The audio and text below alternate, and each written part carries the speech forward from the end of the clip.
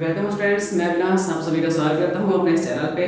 और आज हम लोग वोकैब सीरीज का नेक्स्ट वीडियो कर रहे हैं इस वक्त आप लोगों के लिए। और ये सीरीज हो गया 50 मिनट्स का, जिसमें आपके पास फिलहाल तो 25 वर्ड्स आ रहे हैं कंटिन्यू।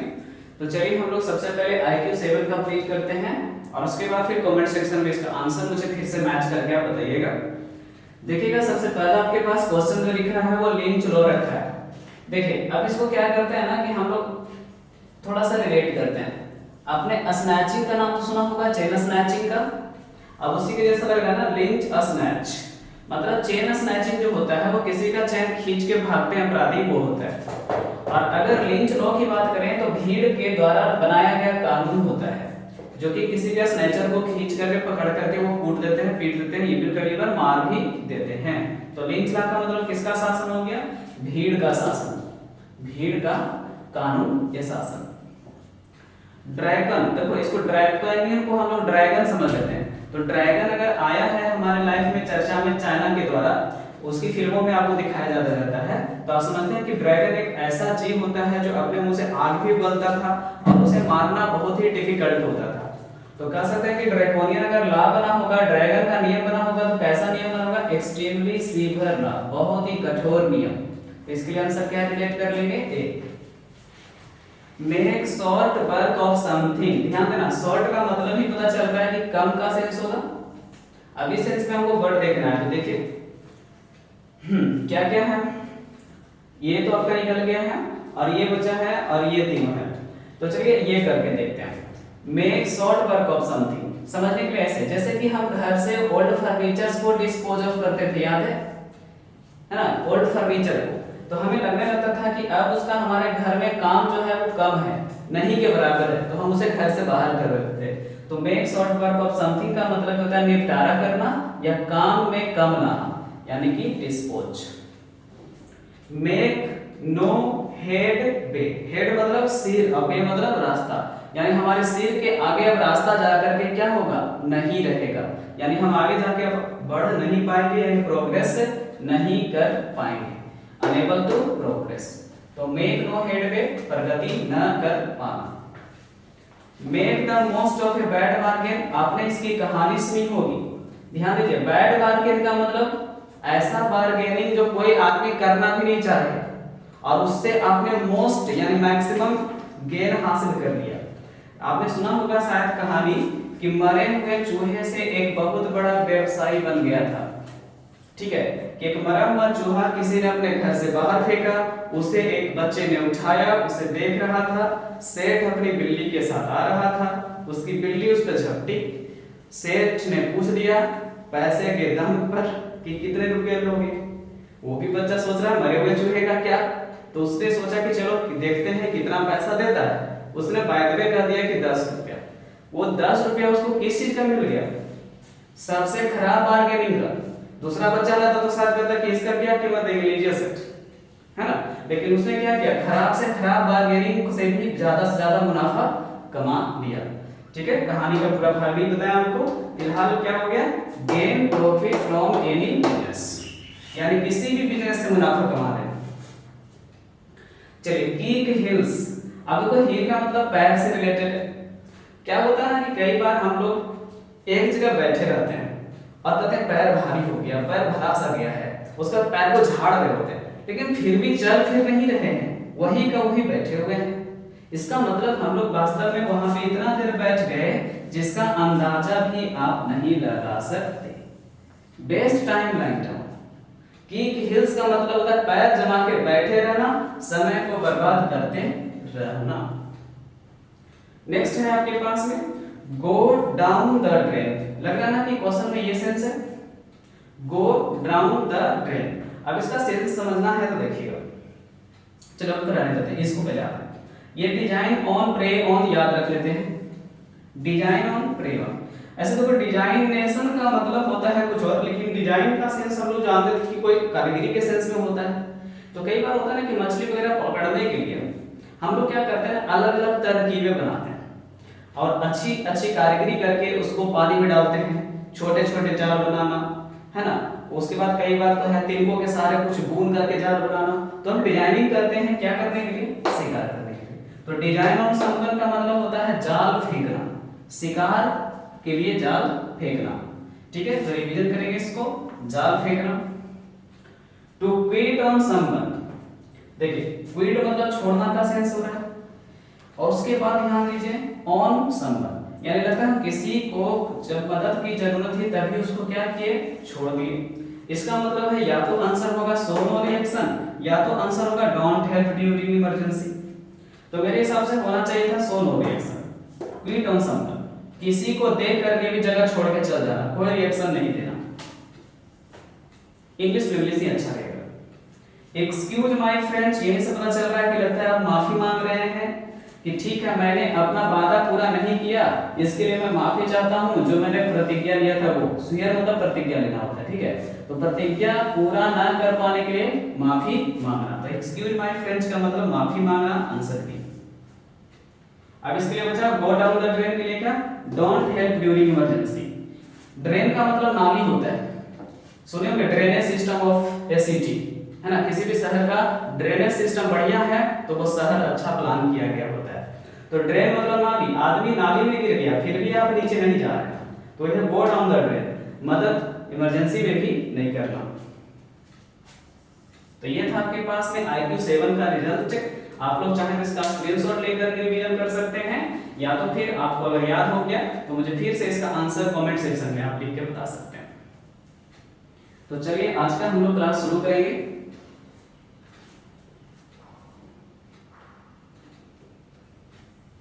क्लिक कर दीजिए।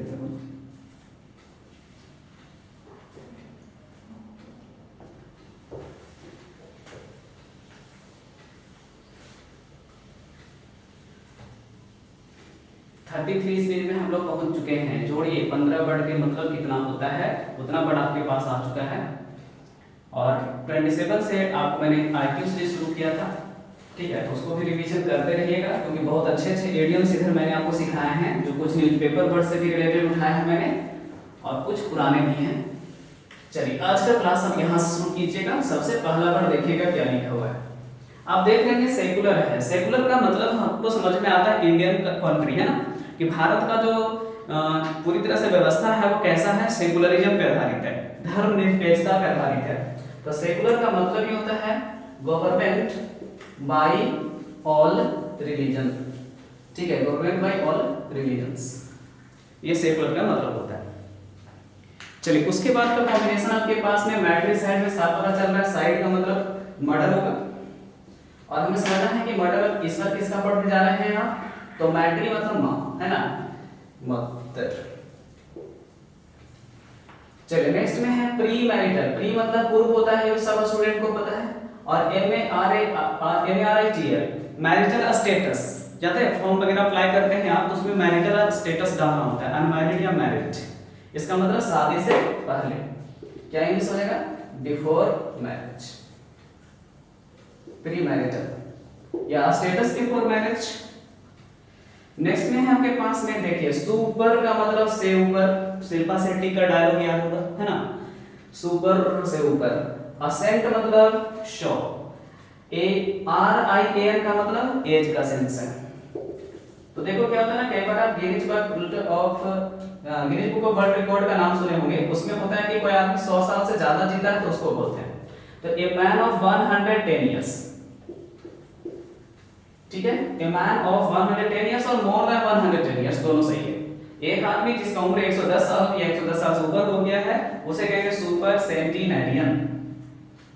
चलिए बुके है, इसको सबसे पहले पढ़ेंगे स्टूडेंट आप सही से, क्या बुके, ठीक है, बकेट मत पढ़ना, वो तो बाल्टी होती है जिससे सुबह सुबह स्नान करते हैं आप पानी भर के ना, तो बुके है, बुके क्या चीज का होता है, फ्लावर्स का, ठीक है, क्लस्टर ऑफ या क्लस्टर या डेकोरेशन ऑफ फ्लावर। चलिए तो ये था आपके पास में 5 OWS का वर्ड। अब हमारे पास नेक्स्ट कॉम्बिनेशन फ्रेजल वर्ब है, जिसमें कॉल का फैमिली दिखा होगा, क्योंकि फ्रेजल वर्ब मैंने अपनी ओर से खत्म कर दिया है आपको, लगभग 30 जो था सीरीज उसी में, तो अब इधर जो भी होगा रिपीट होगा। तो चलो रिपीट हम ऐसे ही करा रहे हैं, एक बार एक कॉम्बिनेशन पूरा पढ़ा रहे हैं आपको। चलो पढ़ते हैं। कॉल ऑन का मतलब होता है क्या, बुलाकर पूछना, ठीक है, जैसे हम कभी किसी आदमी से शादी की बात करना चाहते हैं तो क्या होता है, हम उसे घर पे चाय पे बुलाते हैं और उसके बाद उसके बारे में उससे एक्सप्लेनेशन लेते हैं। तो कॉल ऑन मतलब बुलाकर पूछना, यानी सेंस क्या होगा, invite and ask, invite and ask. चलिए, बुलाकर बातचीत करना। कॉल फॉर जो होता है ये आपके बॉस वगैरह आपको घर अपने कैबिन में बुला के पूछेंगे, क्या होता है, व्याख्या मांगना। ठीक है, पढ़ाने का तरीका थोड़ा सा बदला है मैंने इधर, व्याख्या मांगना यानी आस्क फॉर एक्सप्लेनेशन। तो क्वेश्चन में एक्सप्लेनेशन पर देखो और आंसर बना दो, क्या चीज, कॉल फॉर या तो आस्क फॉर, ये आपका हेल्प करेगा। चलिए, नेक्स्ट कॉम्बिनेशन आपके पास में है क्या, कॉल ऑफ होता है जब हम लोग किसी की योजना वगैरह पे काम करना बंद कर देते हैं, उसे स्थगित कर देते हैं। ठीक है, तो कॉल ऑफ का मतलब होता है क्या करना, स्थगित करना, स्थगित करना। यानी इंग्लिश सेंस आपके पास जो जाएगा वो क्या हो जाएगा, पोस्टपोन का। आप कहेंगे इसी सेंस में मैंने पढ़ा था पुट ऑफ भी होता है, तो आप पुट ऑफ यूज कर सकते हैं। नेक्स्ट में कॉल अपॉन, जब हम लोग कभी ना बहुत ज्यादा हाथ ऊपर करके, हाथ मतलब तो ऊपर होता ही है, और ऊपर करके भगवान से दुआ मांगते हैं इस सेंस में, तो कॉल अपॉन का मतलब होता है दुआ मांगना। दुख के सेंस में रहेगा क्वेश्चन तब होगा, चाहे भगवान से मांगिए या तो कभी कभी एग्जामिनर से भी मांगना पड़ता है कि सर थोड़ा सा ढील दे दीजिए, पढ़ के नहीं आए हैं, फेल हो जाएंगे, शादी नहीं होगी, नहीं लड़कियां फेल होती हैं। तो कॉल अपॉन यानी दुआ मांगना, यानी क्या हो जाएगा, आस्क फॉर हेल्प, मदद की गुहार लगाना। चलो, कैरी आउट हम सबका स्टूडेंट को पता होना चाहिए कि कैरी आउट रूल्स रेगुलेशन के लिए यूज होता है। कि कोई भी, जैसे आपने सुना होगा कई बार कि आरबीआई ने ये नियम बनाया है और सारे जो बैंक हैं इसे कैरी आउट करेंगे, यानी क्या करेंगे, अपने अपने बैंकों में लागू करेंगे। ये होता है लागू करना, इसी को हम लोग कहते हैं एग्जीक्यूट। ठीक है ना, या तो कर सकते हैं अप्लाई, इम्प्लीमेंट भी कर सकते हैं। एग्जीक्यूट, अप्लाई, इम्प्लीमेंट, ये सब कॉम्बिनेशन आएगा। तो ये था आपके पास 5 फ्रेजल वर्ब। अब हमारे पास बचा हुआ क्लास है इडियम्स का। देखिए, सबसे पहला है बाय फेट्स एंड स्टार्स। आप लोग सुने होंगे कि कभी कभी जब काम हम लोग रुक रुक कर करते हैं, आज करे फिर कल ब्रेक लिए, फिर परसों किए, फिर 2-3 दिन ब्रेक लिए, तो ऐसे काम को कहते हैं बाय फेट्स एंड स्टार्स। तो इसके आगे ऐड कर लो याद करने के लिए, डोंट वर्क, है ना, बाय फेट्स एंड स्टार्स, यानी कि डोंट वर्क इरेगुलरली। तो बाय फेट्स एंड स्टार्स का मतलब क्या हो जाता है, अनियमित रूप से, इरेगुलरली। नेक्स्ट में है क्लिंच द इशू। अब देखो, सबको पता है इशू मतलब मुद्दा, और कई बार हम लोग कहते हैं कि देखो भाई उस आदमी को मत बुलाओ, क्यों, वो आएगा और मुद्दा को फिर से छेड़ देगा। तो क्लिंच द इशू का मतलब ही होता है किसी मुद्दे को छेड़ना, अग्रवेट एन इशू, किसी मुद्दे को बढ़ाना, छेड़ना। Fit to hold the candle, देखो फीट का मतलब ही होता है सूटेबल, इक्वल, मैच, ठीक है, वही है। होल्ड द कैंडल का मतलब समझना है ऐसे, जैसे कई बार क्या होता है ना कि कहते हैं कि आप पिताजी का देहांत हो जाता है किसी के घर में, तो कहते हैं कि पिताजी का देहांत हो गया है, अब तो इस घर का है जो कि कैंडल ही बुझ गया।